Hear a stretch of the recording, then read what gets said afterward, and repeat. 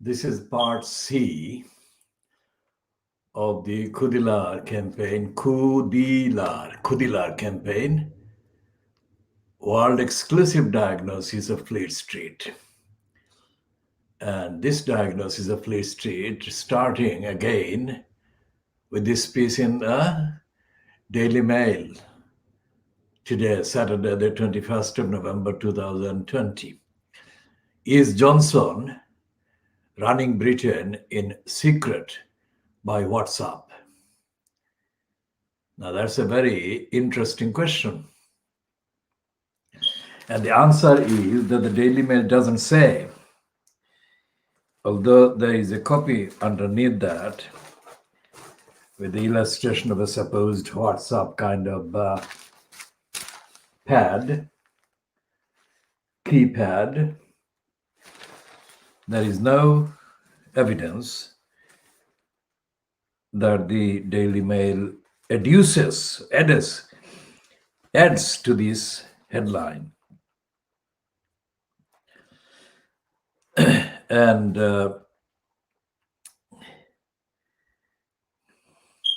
it says Carrie Simmons is understood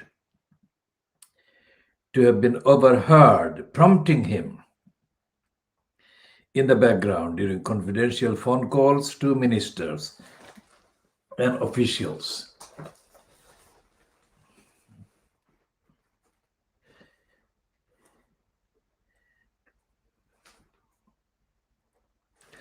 And there are kind of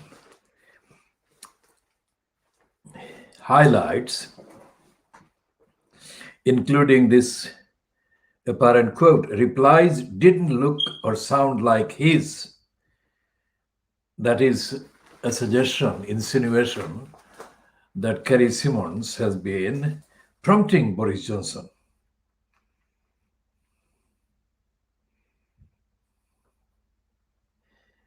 And there is a whole collection of get-togethers references. It says an insider described wider concerns. Previously in the private office, WhatsApp was used for diary stuff, like reminding him he had a call to a foreign leader in 20 minutes. Now, major decisions are sent in a WhatsApp summary. It's not the same as getting full details in a document in his red box and not as secure. Mr. Johnson is a member of several WhatsApp groups, ranging from policy forums to briefings for Conservative MPs.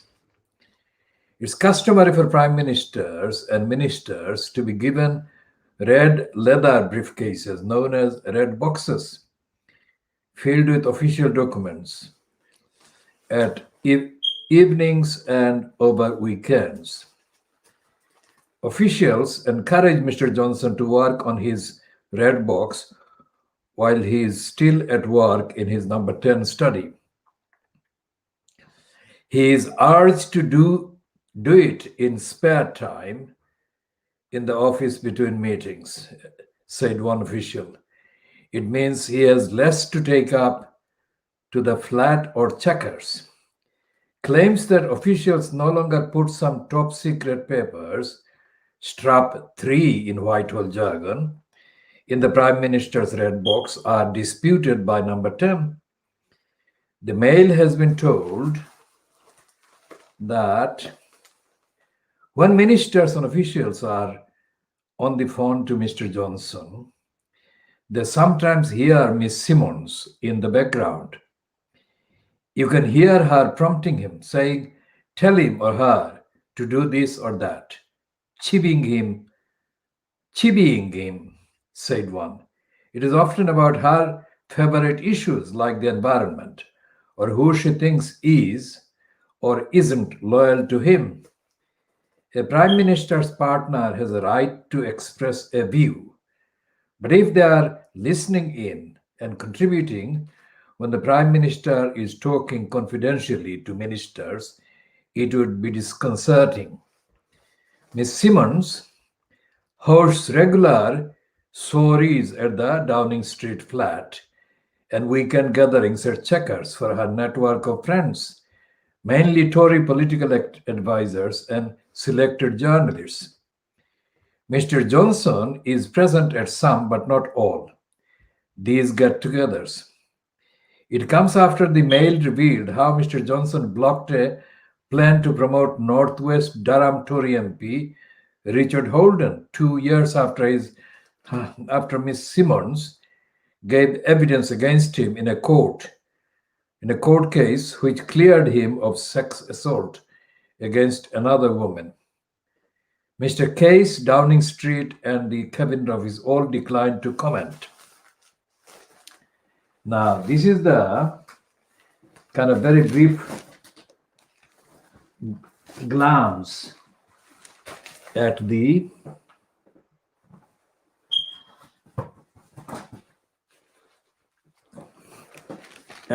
set of items in today's Daily Mail along these lines. And of course, this is part of the other things, which is the next one, page 12, page 13. Number 10, and civil service at war over the Prit Star. That is the name that somebody has given her, Priti Patel. Now, let's say that this is the latest kind of evidence or set of evidence that there is no due process at work in the so-called center of government today. There is no compliance with any kind of requirements of constitutionality. And the fact that the UK doesn't have a written constitution is itself completely contradictory, because written constitution by definition is a code, written code, and it can be called a constitution containing 20 pages or 30 pages or 40, 50 or 100 pages. There is no such thing as a written constitution in that way. But there is more than written constitutional materials and instruments and kind of statutes that more than, if you like, adequately constitute enough materials to be collectively referred to as the Constitution. In Britain, the word that is used instead of the Constitution is conventions. And the fact that the conventions are completely ignored in these revelations and these reports and speculations and kind of briefings and propaganda and diversions merely emphasize the point that there is no rule of constitution or constitutionality, and even the conventions are not being observed. And the fact that there was a so-called ministerial code of conduct that Priti Patel supposedly broke or breached itself shows how hollow this set of constitutions is. And around all these briefings and diversions and propaganda, there is an emptiness. There is an emptiness of rigor and questioning that should be coming from the elected opposition in parliament, and there isn't. The maximum that has come from Keir Starmer is that he said, or he is reported to have said, that if he were in charge, that is to say, if he were prime minister instead of Johnson, and if Priti Patel had been bullying and swearing and shouting at government kind of employees, then he would have sacked her. Now, that is not the same thing. That is not the same thing by a long measure as providing an alternative, constitutional, ethical, and moral kind of commentary and narrative and a scenario. Now, this is supposed to be, as we have said about David Neuberger. Neuberger is the one who boasted in January 2017 that when Brexit is done, London would become the center of the world's legal disputes to be resolved by the London courts. That is what he was saying. And by that, he was meaning that there was no other place, no other country, and no other location, no other capital city or metropolis that had a similar or comparable kind of set of legal kind of, if you like, recourses or routes whereby the disputes could be resolved and big issues could be resolved. Now that was a lie, big lie. Neuberger was lying either due to ignorance or due to his kind of, how shall I say, prejudice. Whichever was the reason, Neuberger wasn't telling the truth, and the London is not the center for resolving the world's emerging issues. What London is a center for and has been a center for and is likely to remain a center for is for wealthy criminals and people with wealth trying to resolve their personal issues with their rivals. And that is not the same thing as what Neuberger said to Martin Bentham, the Home Affairs editor of the evening No Standard. And the fact that Bentham actually promoted that idiotic piece or idiotic spiel by David Neuberger showed Bentham's idiocy and ignorance, and Bentham's lack of interest in there being a constitutional kind of framework for society. Despite the fact that the papers are full of this kind of treatment of government employees by Priti Patel, who are shouting, swearing at them and bullying them. There is a lot of it today in Saturday's Fleet Street. There is no substance in any of it.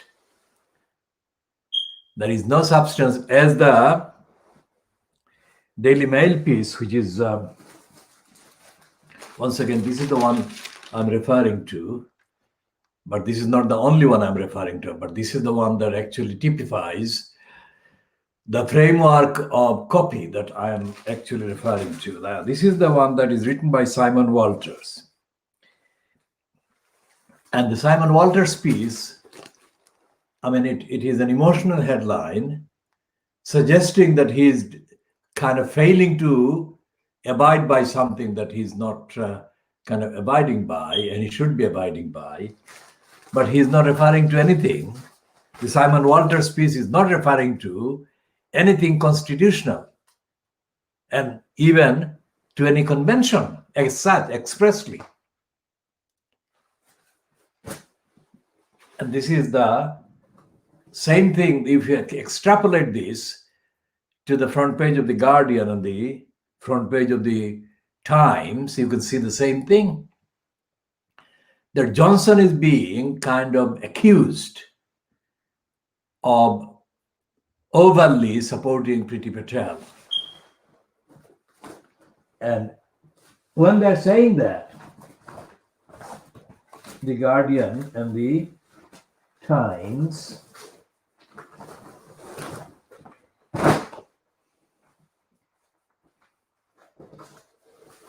they're not accusing him of breaking any particular constitutional kind of thing. Constitutional duties.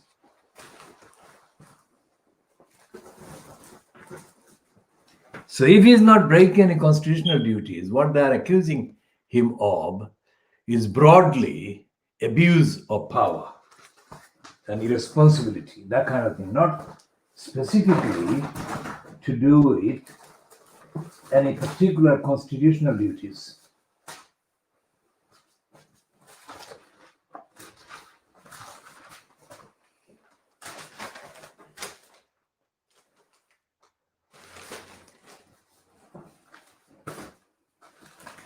This is the Times. This is the Times, and this is the Times kind of cartoon from Peter Brooks.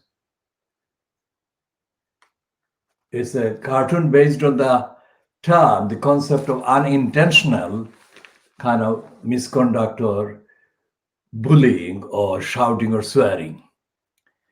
And this one is saying that Johnson is unintentionally useless. That's what he's confessing to.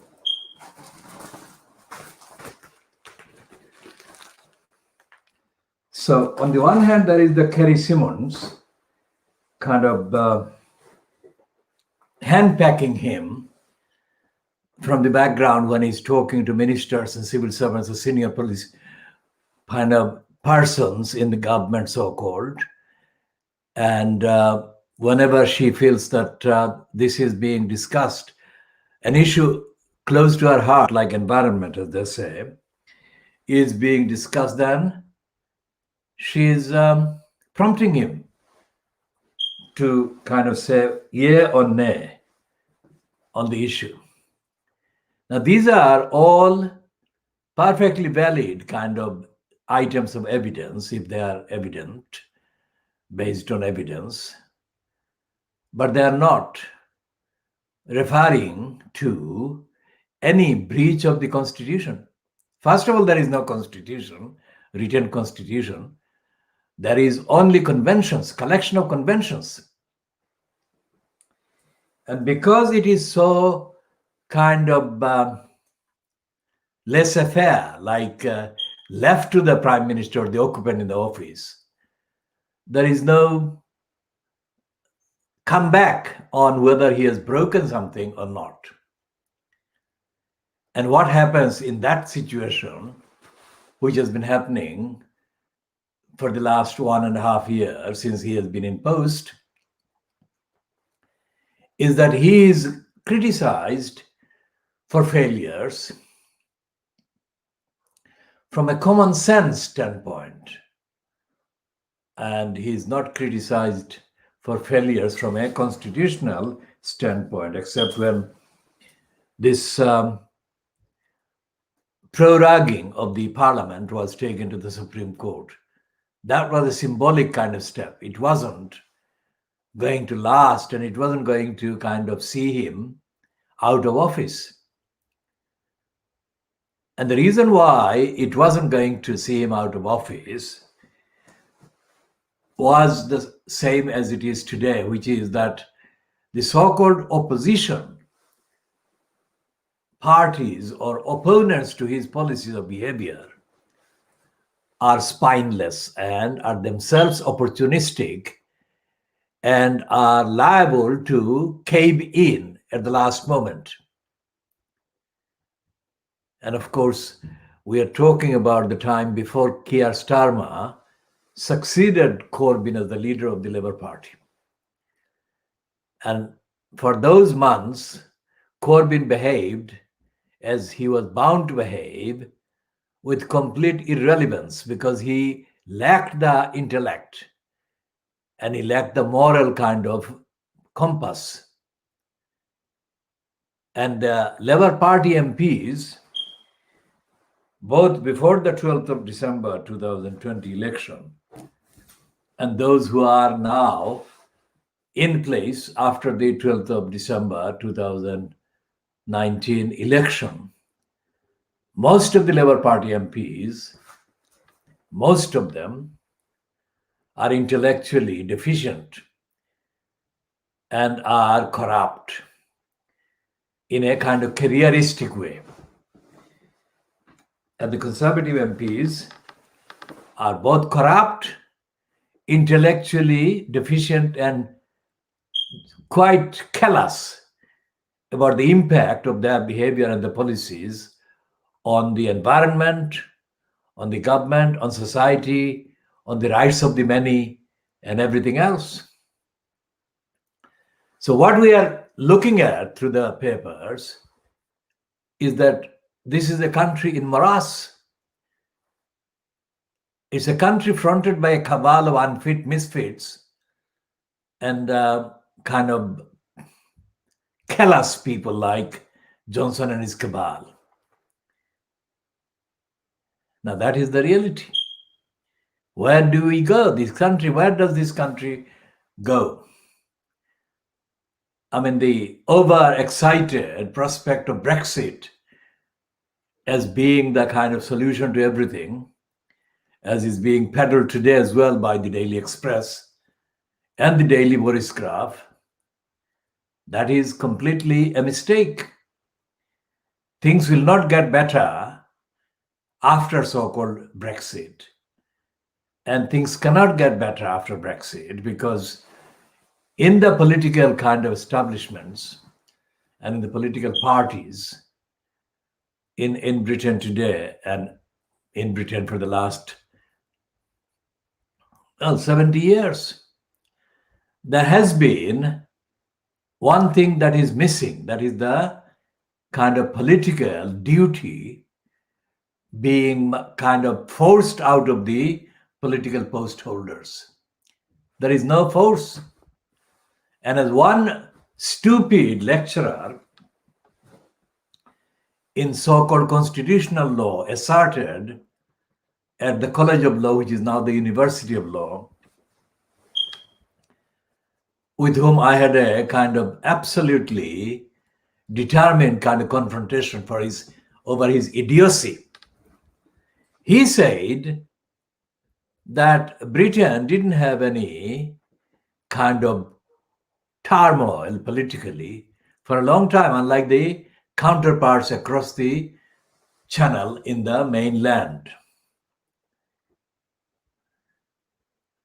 And he was saying that because of that, things were not changing very much, if at all. Well, that is only a superficial kind of statement. The reason why there has not been comparable turmoils comparable to the events in other parts of the country, of the European countries, Western European countries mainly, is to do with the fact that for a long time, this country, Britain or England, was abusing millions, hundreds of millions of people across the world. And there then developed thereby a kind of culture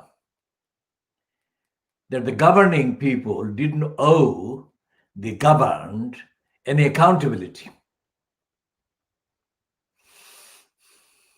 Now, despite the fact that the Labour Party's foundation is touted as having been for a kind of set of revolutionary changes to society, the Labour Party has not, despite the fact that it has existed for more than 100 years now. It has not delivered. And looking at the behavior of the Green Party and the other so-called smaller parties, including the kind of temporarily resurgent Scottish National Party,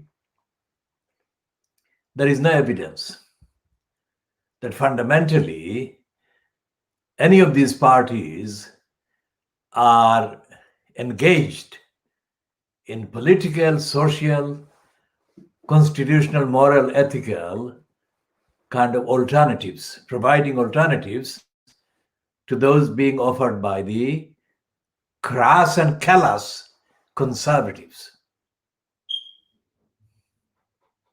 I'm taking a pause between sentences for the message the diagnosis to sink in.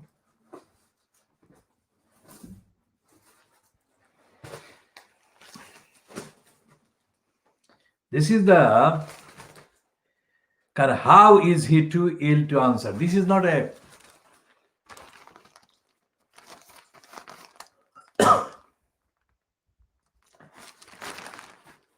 how is he too ill to answer. This is not a legal question. This is a kind of moral question. And if anything, it's an emotional question.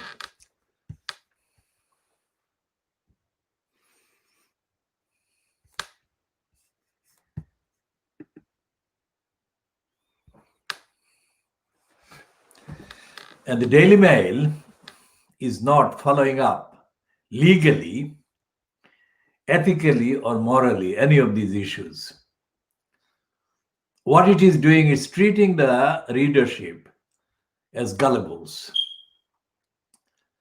The gullibles that are prone to be influenced by shallow headlines, and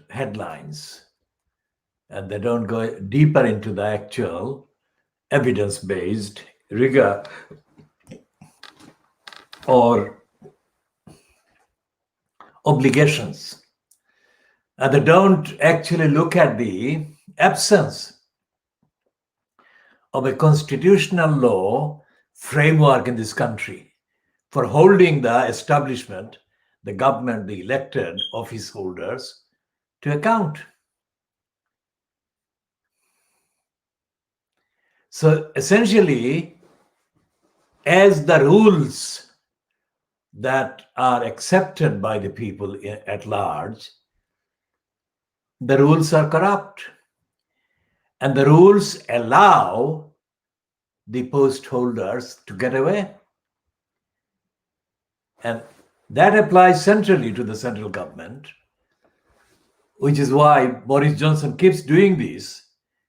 And then something else comes up, and that comes up despite his being unintentionally useless, as Peter Brooks, the Times cartoonist, correctly says today about Boris Johnson. The point is that there is no legal framework, there is no rigor. And despite the fact that there is this so-called fourth estate, the fourth estate that David Neuberger mispromoted and mispeddled and misdescribed in January 2017, as reported by Martin Bentham of the Evening No Standard. There is no accountability. There is no accountability to which the elected post holders are exposed or subjected to or treated. And as I said, it applies centrally to the central government department and its behavior and misconduct, central government department and ministers' misconduct, and Parliament, which has now awarded itself £3,000 pay rise for the MPs or whatever. So it's an open season for looters.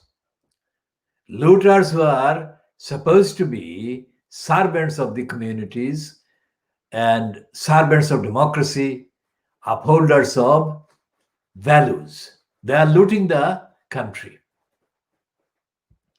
And the smaller parties, including the Labour Party, are playing complicit roles in it. They may not say they are being complicit, but their failure and their failure to oppose the abuses constitutes proof that they want to be doing the same thing when they are in power. So that's why they don't raise these issues. As I said, the kind of, if you like, it's a kind of accidental slip of the tongue, I suppose, by Keir Starmer, that if he were in place of Boris Johnson, while a minister like Priti Patel behaved in the way that has been found in the report compiled by the person who has now resigned. He would have sacked Priti Patel or the minister behaving in the same way. Despite saying that, Starmer has not really said anything else, none of the things I'm covering here. And I have to say that this is why this program is called World Exclusive Diagnosis, because no broadcaster is doing this other than this campaign, this program. No broadcaster is doing this at all. And I include some of the channels coming out of the USA as well. Although they have been vigorous in kind of condemning Donald Trump and his lying, nobody is doing this kind of analysis. And most certainly not the BBC, the Sky News, ITV, Channel 4, whatever, not doing anything like this. And we have got a disclaimer, which is that we don't follow friends and we don't recruit friends. And we are a standalone kind of publishing outfit for the records. This constitutes as much authoritative reliability as it would have if there were thousands of listed followers and friends. That makes no difference. The list and the numbers don't make any difference to the contents of what we are saying.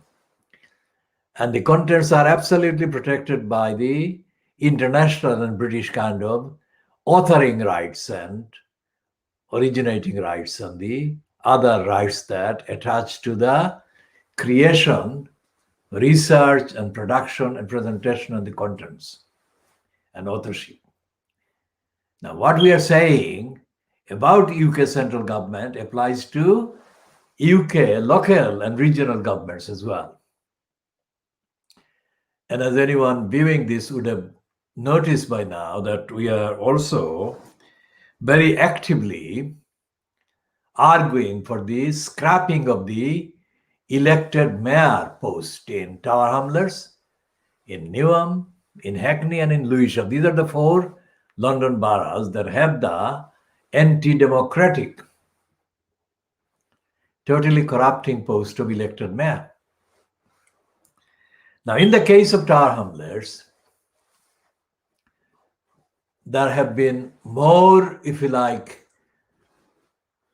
formally published evidence of corruption by the elected mayor post and post holder.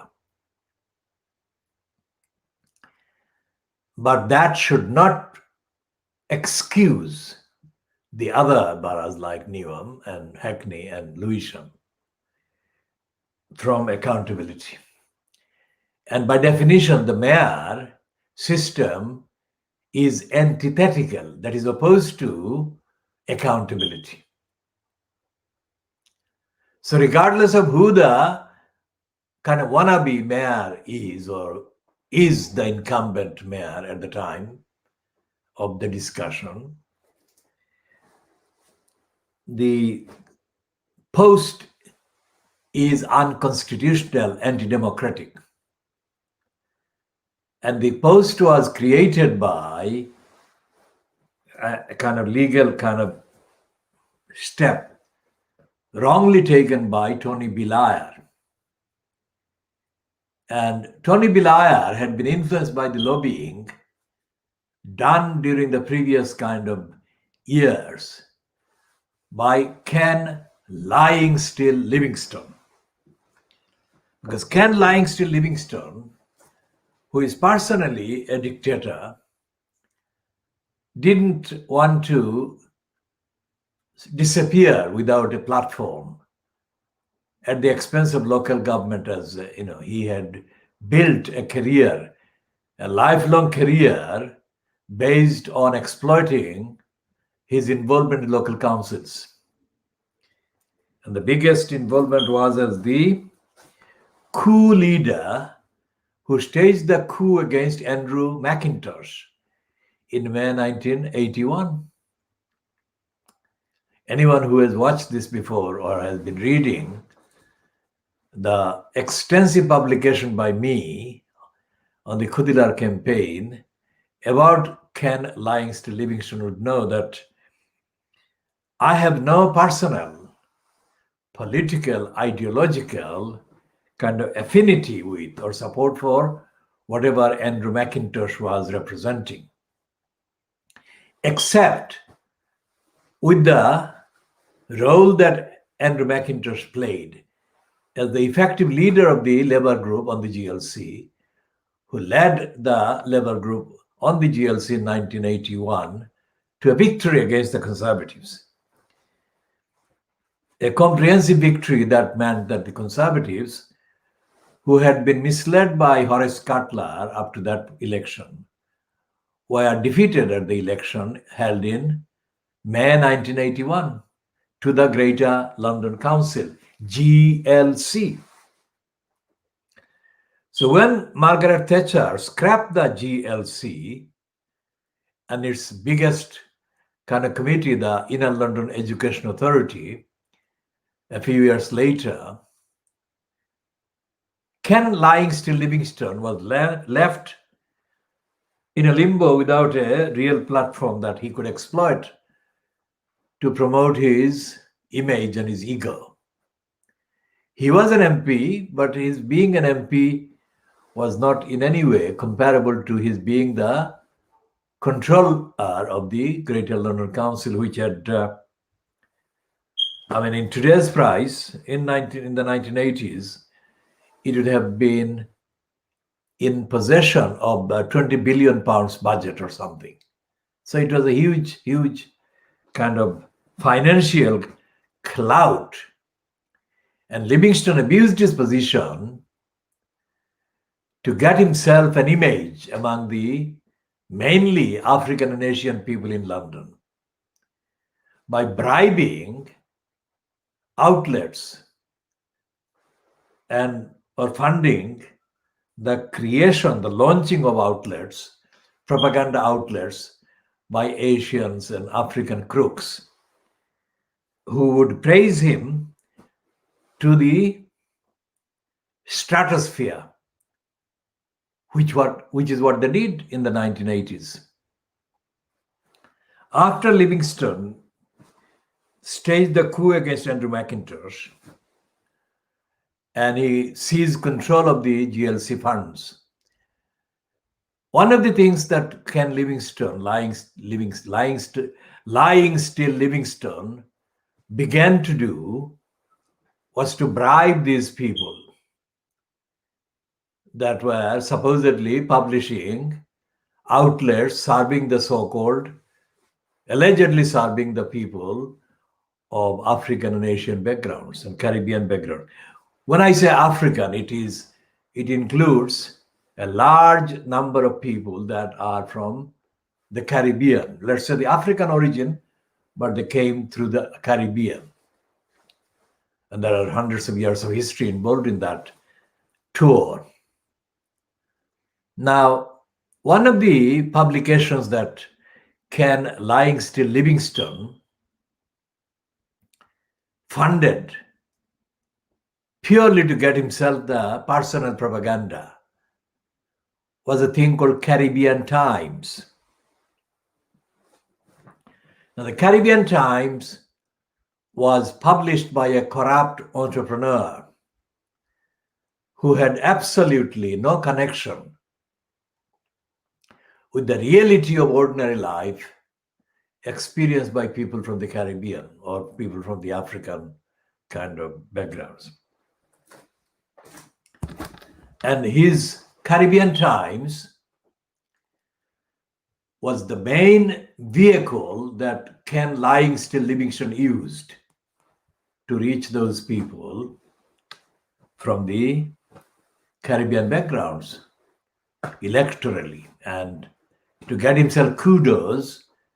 And Ken Livingstone posed in 1,000 different ways and was photographed with shaking hands and doing assorted other things with the Caribbean people.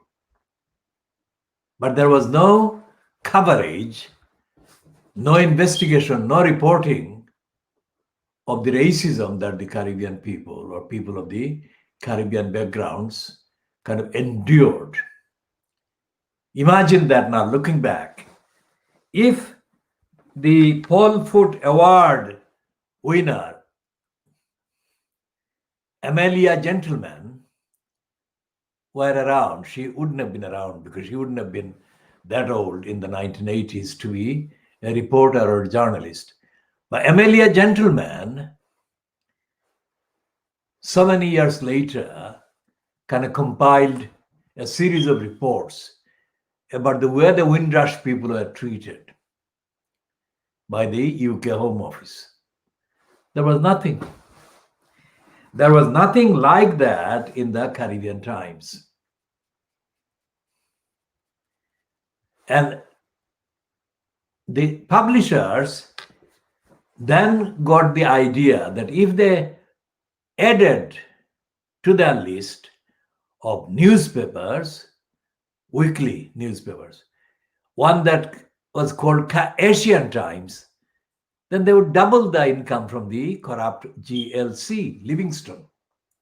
And they launched the Asian Times.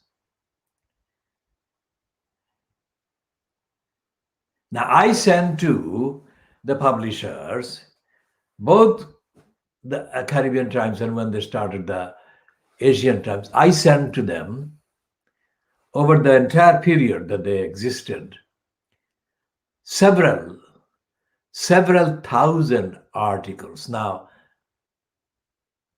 if you count the number of words and the number of hours and the number of work that I had to do, it would amount to more work, more intensive work, more original work than anybody else had done. So it would be like worth the fees that David Pennick charged the Manchester City Football Club for advising them about a ban imposed on them by a European kind of sporting body. So if David Pennick was paid £20,000 a day, mine should be about £80,000 a day. And multiply that 1,000 times, and you can begin to see it would come to several £100 million. Remember what I'm saying. Now, even the Caribbean Times failed, and Ken Livingston Livingston wasn't deterred. And I am involved even with the other one that I'm about to talk about, which is the title called The Voice. Now, The Voice was not created by some kind of Caribbean rights people or the people somewhere fighting racism. It was created by the corrupt, racist gang that was involved in the East End News enterprise. The East End News was launched in 1981, just coincidentally when the GLC was taken over by the Labour Party defeating the Conservatives. So when the East End News was launched in 1981 by a cabal of National Union of Journalists, kind of self-serving racists, I joined them as an active member of the National Union of Journalists movement. I still was active. And when I joined the so-called cooperative, I found the ferocity of the racists and the depth of their ignorance and the depth of their criminality. So in every so-called editorial meeting, I had rows with the racist criminals. So instead of facing up to the challenges that I was putting to them about everything that was wrong with their approach to East End News, these criminals, in front of my eyes, created a mental slave. they created a mental slave out of the periphery, because I was the main contender challenging the crooks at the editorial meetings and events. And the crooks also recruited 3 South African apartheid women on their side. So the crooks were solidly kind of, if you like, assembled. And although it was taking place at the Victoria Park Square of the Bethnal Green Underground Station, and I am based in Tower Hamlets, and these crooks, most of them were not based in Tower Hamlets. The numbers of the crooks outnumbered me by a dozen or so.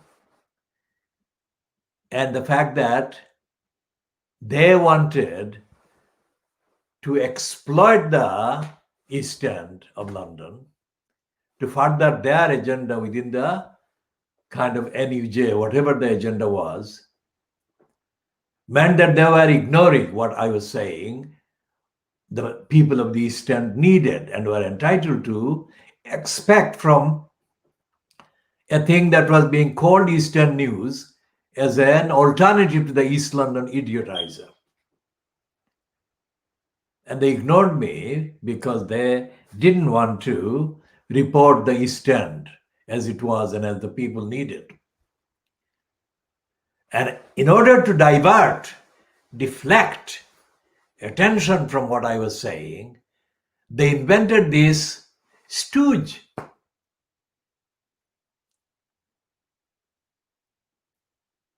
Who was the man called Val McCullough. They invented somebody from nowhere. And McCullough had never done any journalism or anything.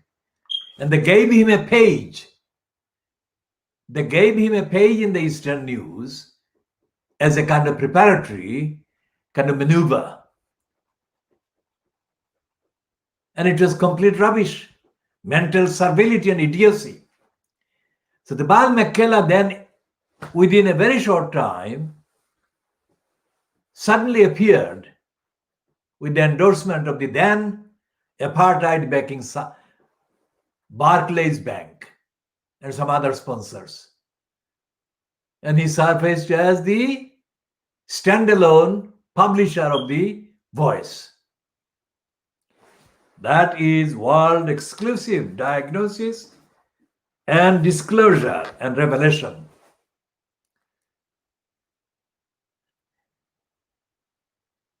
And so what happened with The Voice is, of course, history, because The Voice is a right-wing publication. It is not anti-racist, and it's totally ignorant. It has been throughout the period. I wrote several kind of fact-based evidential critiques and analysis to correct their initial lies and stupidities. But a point came when I found that it would be really, literally, wasting my time writing to correct their lies and stupidities. So I stopped. But the evidence is there.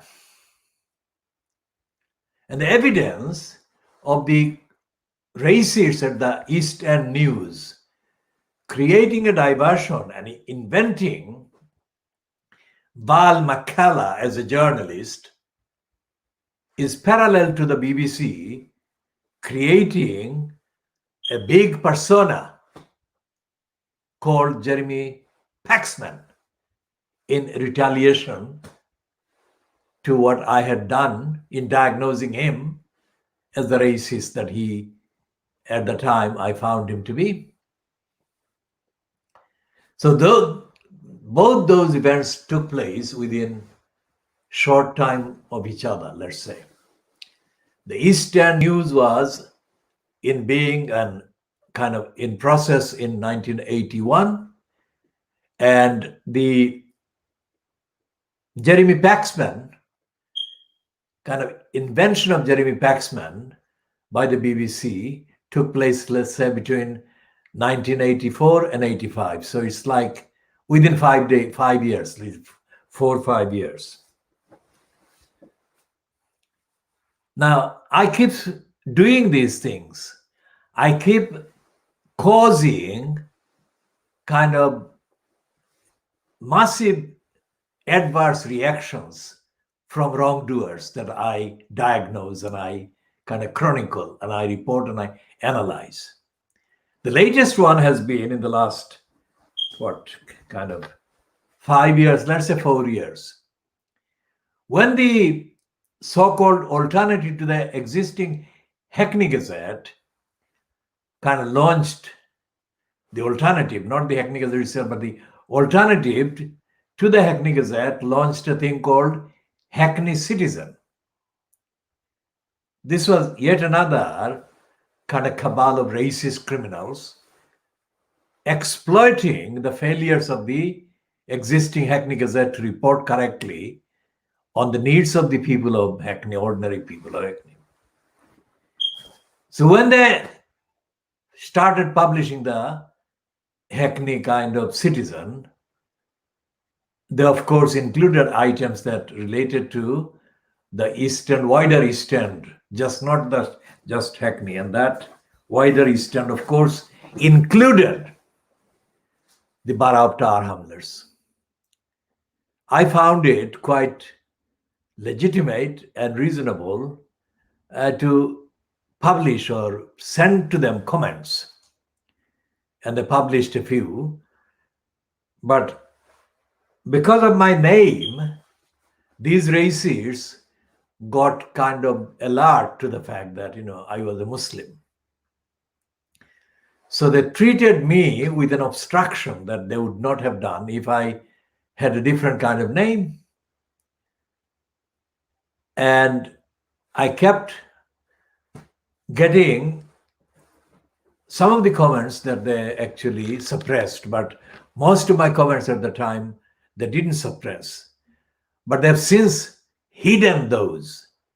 And the reason why they've done that is after what they did, like the publishers of the Caribbean Times did. The Caribbean Times did the Asian Times, as I said, to which I sent thousands of comments and pieces. This lot, the Hackney Citizen, got the idea that if they expanded their operation to cover Tower Hamlets or wider East End, then they would get more revenues. So they started the East End Citizen. And they focused on carrying stories about mainly Tower Hamlets in that one. Although they called it East End Citizen, they mainly carried stuff, items, and copy about Tower Hamlets. And as their archives will show, I was the only one that sent extensive comments rejecting almost every single one of their copy. And they had to publish them. And what do? Anyone intelligent enough to know that? What did they do? They ended up scrapping that title and they stopped publishing the East End kind of alternative, the East End Citizen. That is the impact that I've had. So what is happening is that I effectively cornered Arif Ali, whom I call Riffraff Ali for his corruption and criminality and dishonesty. And I ended up alienating C.B. Patel. Now, C.B. Patel is an East African originating kind of Gujarati, but he is a completely prejudiced and corrupt individual. And he got, because the data has not been published, I cannot cite an exact amount that C.B. Patel extracted from Ken Livingstone Livingstone or the GLC. And I cannot do the same either about Riffraff Ali.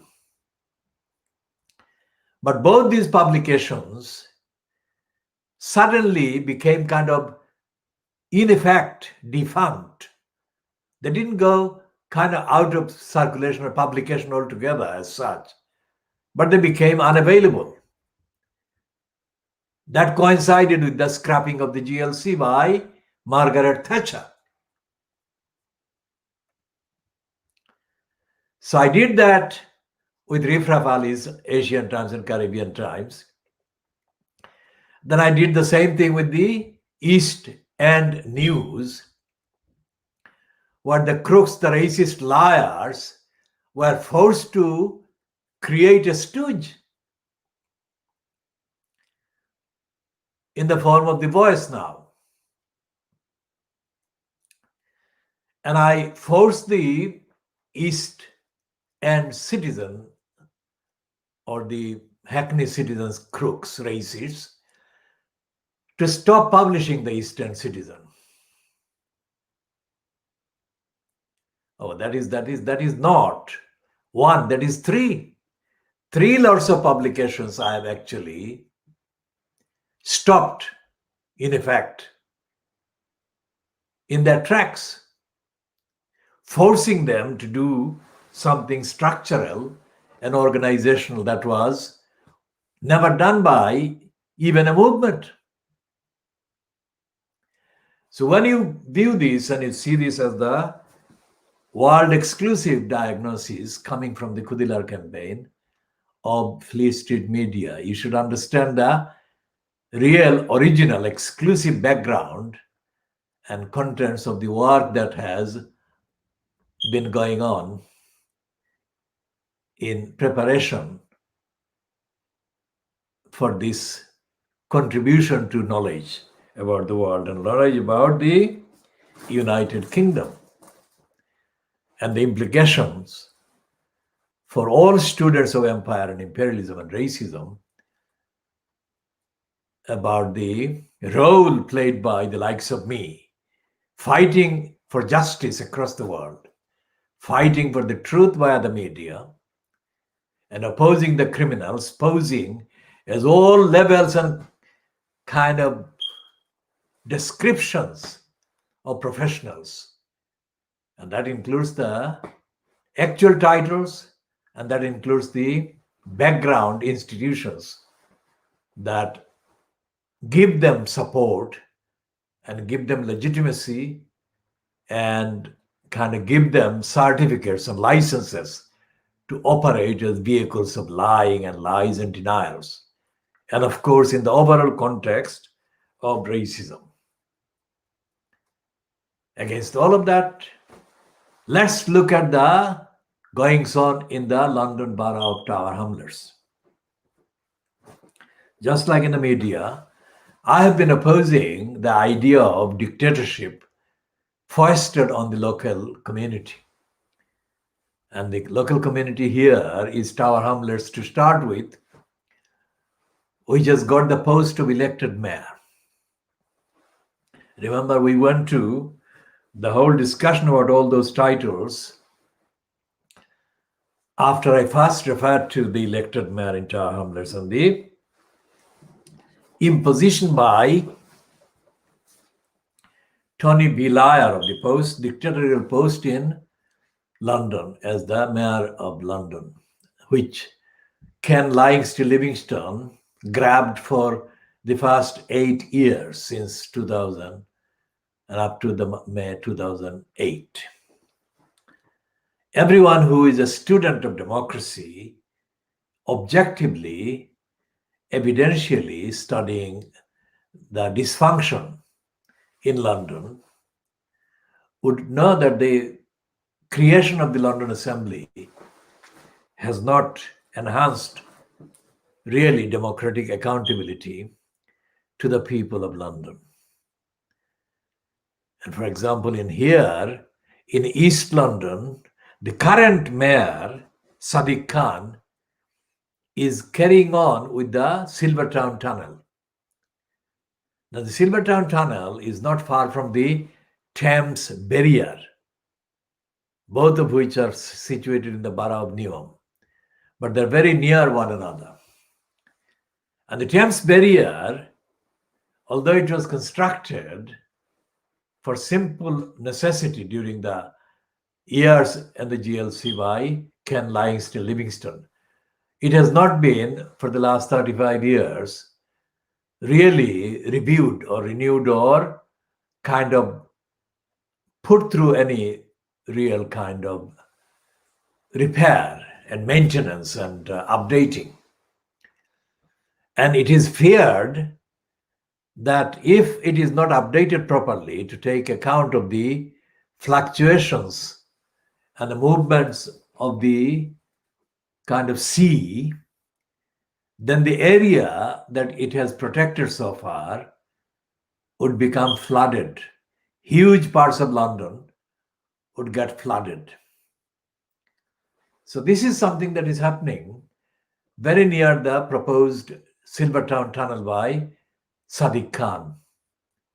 Now, if that tunnel goes ahead, then the Thames Barrier would become far less effective. It's already getting weak, but it would get even weaker. And to this day, there is no outcry about this in any political circles.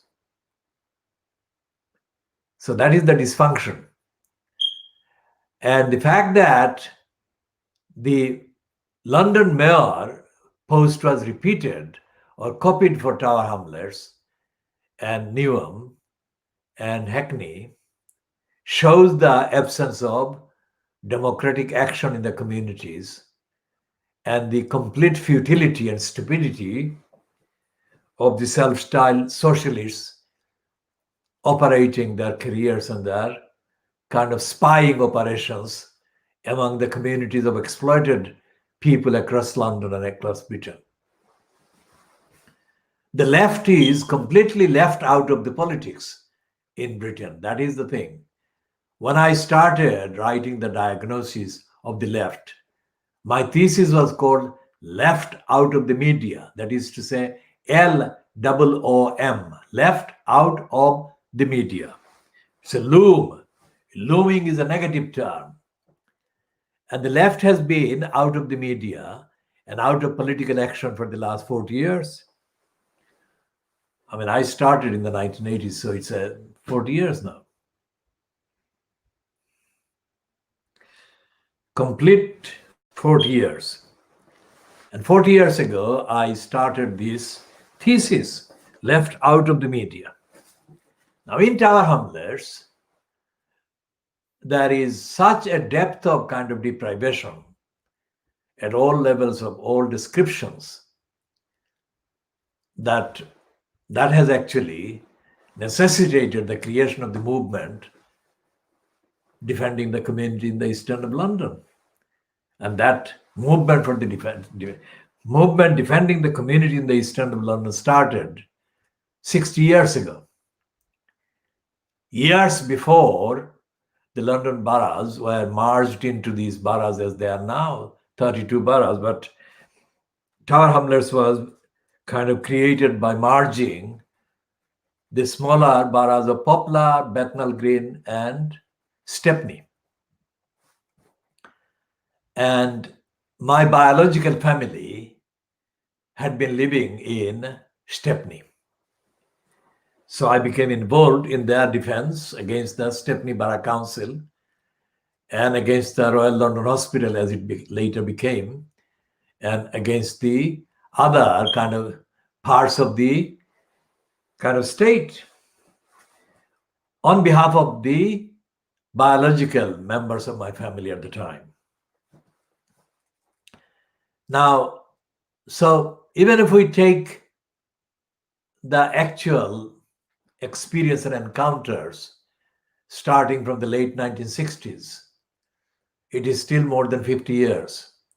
So based on all those encounters, and I'm talking about the local council, Tower Hamlets Council, all those encounters lasted 50 plus years, and the kind of work that I have been doing or having to do in stopping and encountering the council has been comparable in magnitude to the work that I have been having to do as a writer, as an investigator, as a reporter, as a critic against the likes of Ken Livingstone, Livingstone, and others.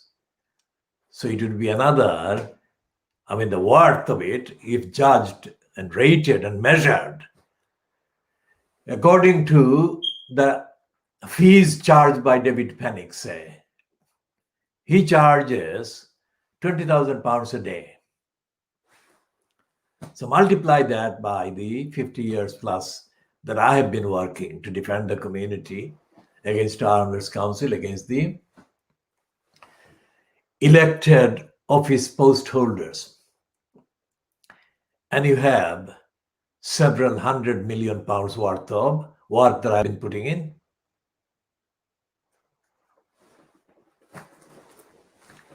And I have not sought any public funding, and I have not received any public funding for any of this work.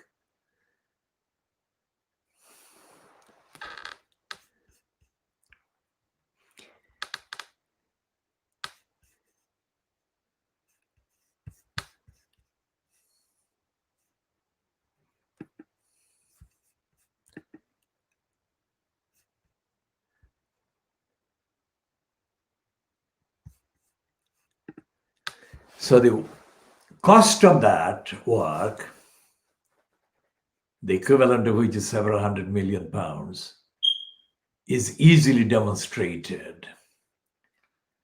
And the extent of the resources that I've had to kind of organize over the years have included all the ordinary kind of sources of information, sources of evidence and actual evidence, pieces of evidence, and the kind of means of producing the work and communication.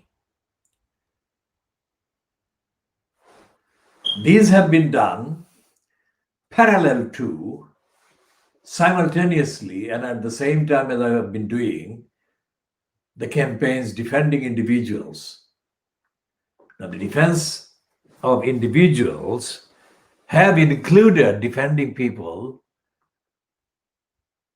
getting out of some of the most tricky legal kind of conundrums. Legal kinds of conundrums that no licensed law trader could imagine capable of addressing, let alone taking up. And I've been doing this in broad daylight, that is to say, in front of people who know that they came to me, because people have come to me and keep coming to me for help when everything else has failed and they cannot find anything, anybody or any organization to help them. So when I have solved the problem, the people disappear just as fast as they came. That is a routine. That is part of the psychology or the mentality of the pre-Lilliputians, that I call them. And the obstructions, the obstacles, and the sheer brazen ingratitude, in ordinary terms,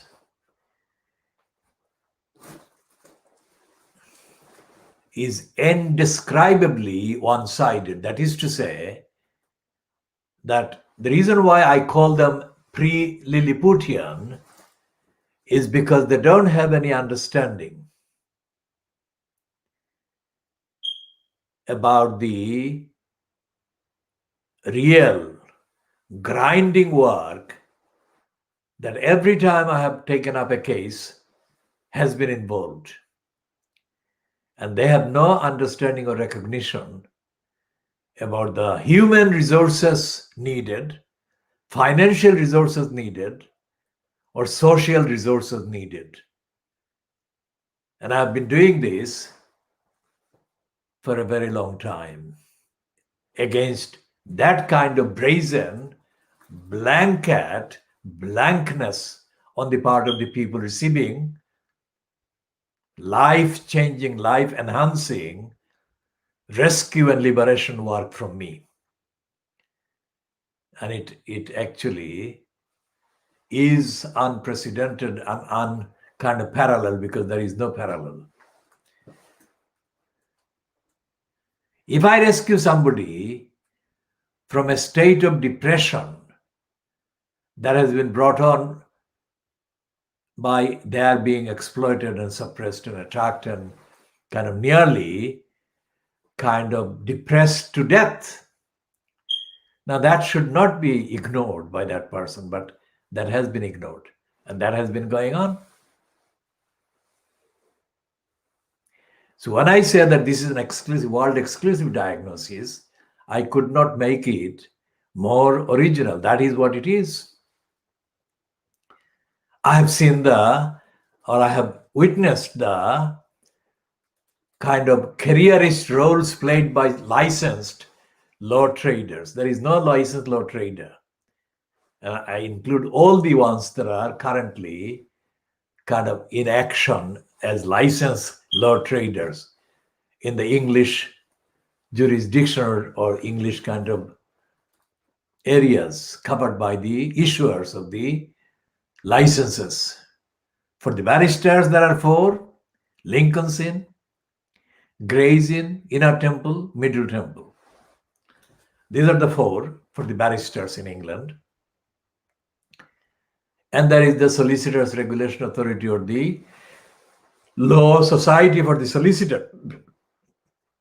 And there is the Institute of Legal Executives for the legal executives, the paralegals, whatever. First of all, I have been engaged in all the campaigns, in all the publishing and everything without any definition of an office anywhere. This has been going on for decades. And it's in the nature of the campaigning that I haven't had an office in the conventional sense of the term. And I've had to, at the same time as doing the campaigns and doing the advocacy, in doing the publishing, I've had to also fend off attacks on my basic housing over all this time, all this period. That is something also world exclusive.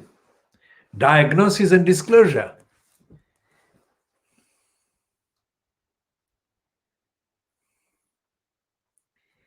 And what has happened is that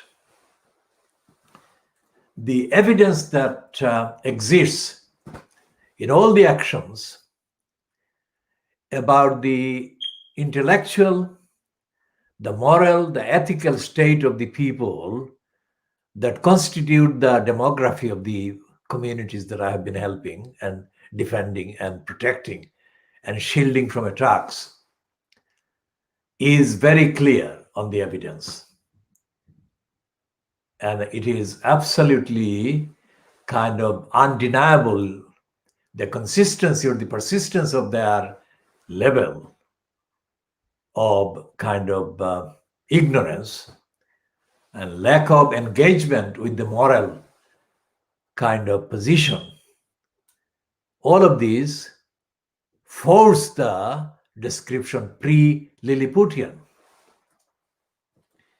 So this actually is a clue as to why so many countries from which these people have migrated and come, including from Bangladesh, where I played a part in my area in sending hundreds of people to the UK for sheer economic reasons. So the other countries in Africa and Asia and in the Caribbean, for example, wherever the people have come from those countries because of economic conditions. But connected with the economic deprivation and economic rights and economic kind of self-sufficiency has been a continuing parallel kind of deprivation of moral kind of outlook, the moral kind of, if you like, width. And despite the fact that the economic condition significantly has changed in the lives of these people who came to either UK or the Western Europe or other parts of Western countries, the morality, the moral outlook has not improved.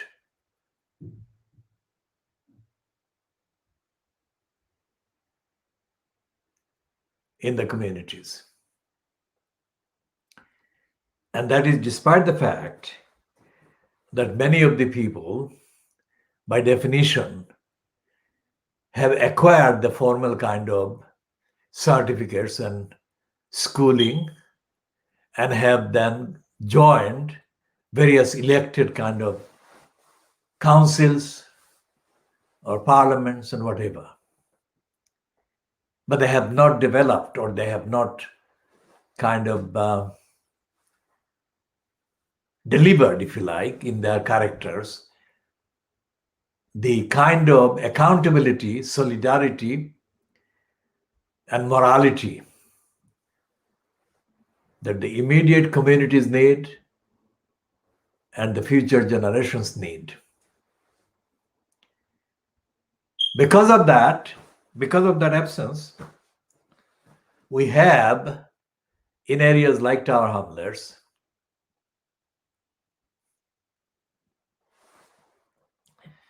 a totally contradictory position. The contradictory position being that a significant number of councillors in Tower Hamlets are from Bangladeshi community. But the fact that there are Bangladeshis must not be mistaken for the Bangladeshi community outside of the council being served.